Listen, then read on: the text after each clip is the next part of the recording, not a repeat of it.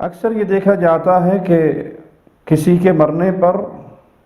بعض لوگ اس کے جنتی یا جہنمی ہونے کا فیصلہ سنا دیتے ہیں، فلاں جنتی ہے، اور جو مخالفین ہیں ان کو جہنم کے کنارے تک اپنے ہاتھ سے چھوڑ کر آنے کا بھی شوق چڑھا رہتا ہے۔ حالانکہ یہ معاملہ اللہ کے حوالے ہے، اللہ کے علم میں ہے، اس لیے کسی کو جنتی یا جہنمی نہ کہیں۔ کوئی نیک ہے تو اس کے لیے خیر کی امید رکھیں، نہیں معلوم اس کا خاتمہ کیسا ہوگا۔ اللہ ہمیں برے خاتمے سے بچائے اور ہمارا خاتمہ ایمان پر فرمائے۔ اسی طرح اگر کوئی برا ہے تو کیا معلوم مرنے سے پہلے وہ توبہ طائب ہو جائے اور اللہ کے پیاروں میں شامل ہو جائے۔ تو کسی کے لیے کنفرم یہ کہہ دینا کہ یہ شہید ہے، یہ جنتی ہے، یہ مرحوم ہے، یہ مغفور ہے، یہ خاص اللہ مالک کا معاملہ ہے، اللہ کے علم میں ہے کون جنتی ہے اور کون جہنمی ہے،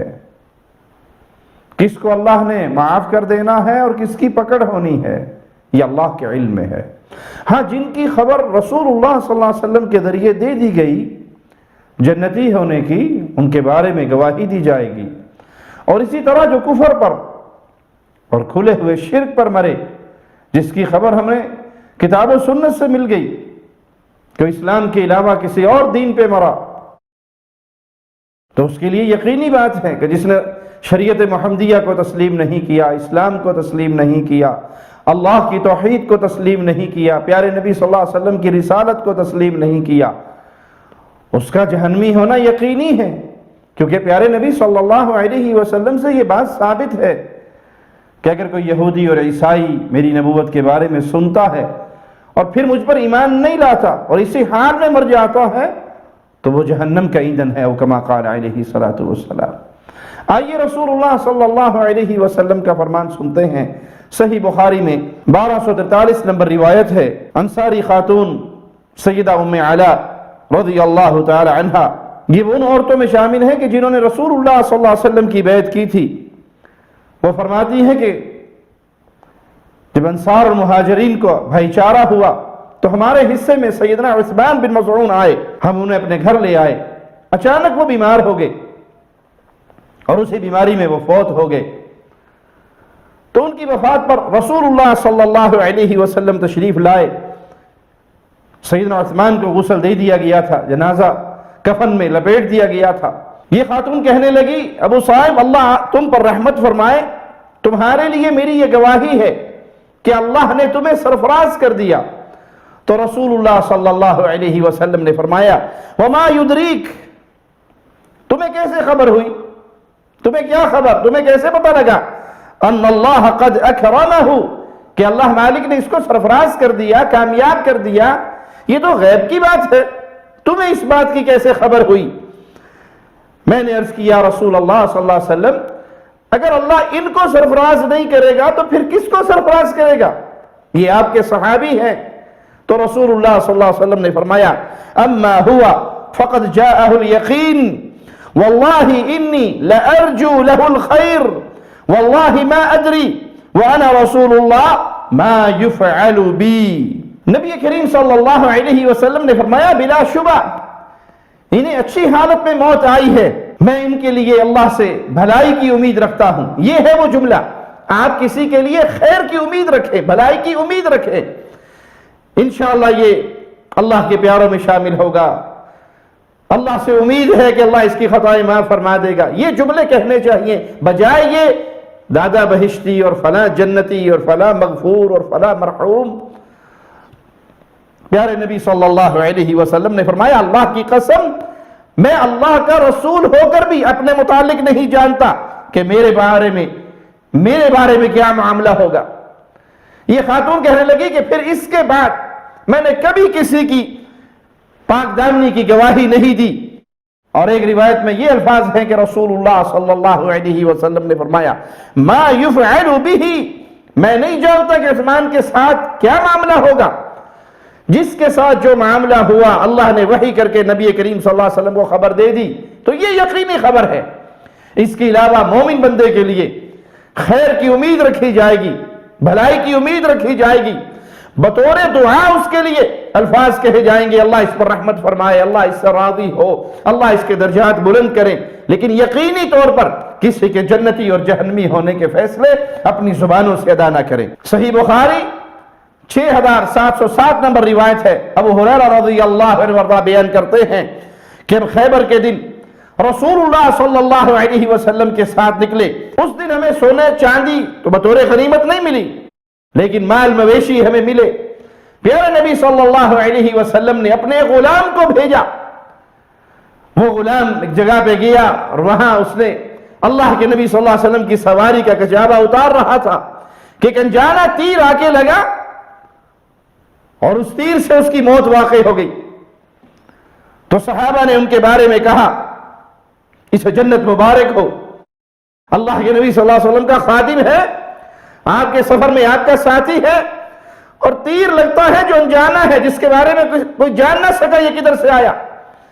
اور اسی سے اس کی موت واقع ہو گئی۔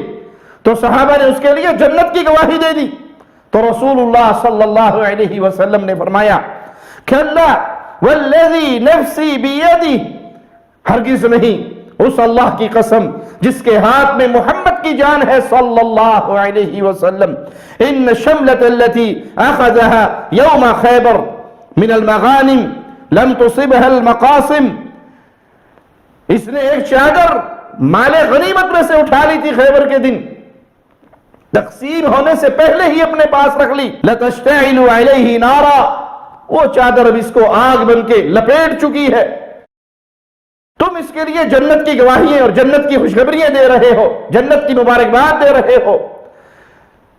اور حالانکہ حال یہ ہے کہ مال غنیمت میں سے ایک چادر اس نے اٹھا لی، تقسیم سے پہلے ہی اپنے پاس رکھ لی،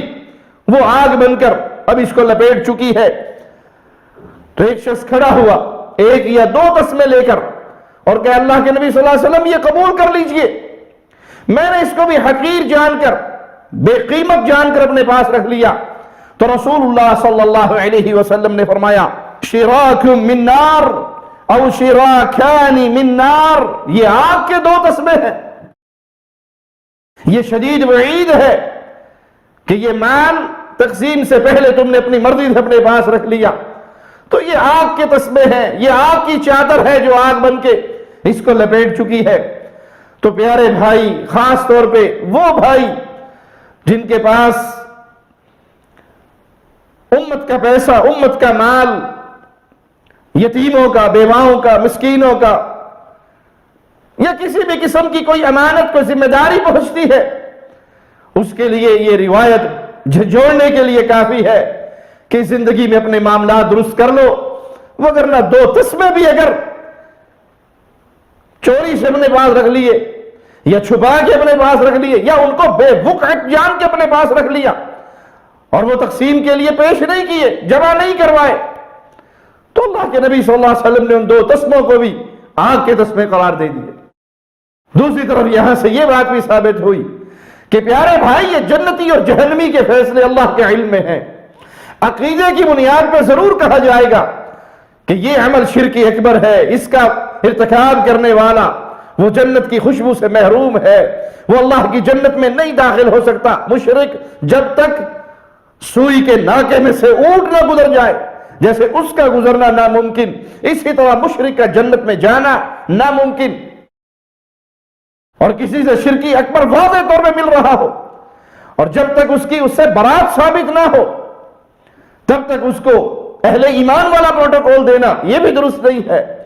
لیکن کون جنت میں جائے گا، کون مغفور ہے، کون مرحوم ہے، کون بہشتی ہے، کون جنتی ہے، کون شہید ہے، یہ سارے معاملے غیب کے ہیں، اللہ کے علم میں ہیں۔ آپ دعا کیجئے، آپ رحمت کے جملے کہیے کہ اللہ اس کو جنت عطا فرمائے، اللہ اس کو اپنی رحمت سے معاف فرمائے، یہ الفاظ کہنا درست ہے۔ اللہ سے دعا ہے اللہ ہمیں دین حق پہ قائم رکھے، اسی دین کا خادم بنائے رکھے، اس خدمت کو قبول فرمائے اور اپنی رحمت سے ہمیں اپنی جنتوں میں داخل فرمائے۔ اقول قولی ھذا واستغفر اللہ لی ولکم ولسائر المسلمین۔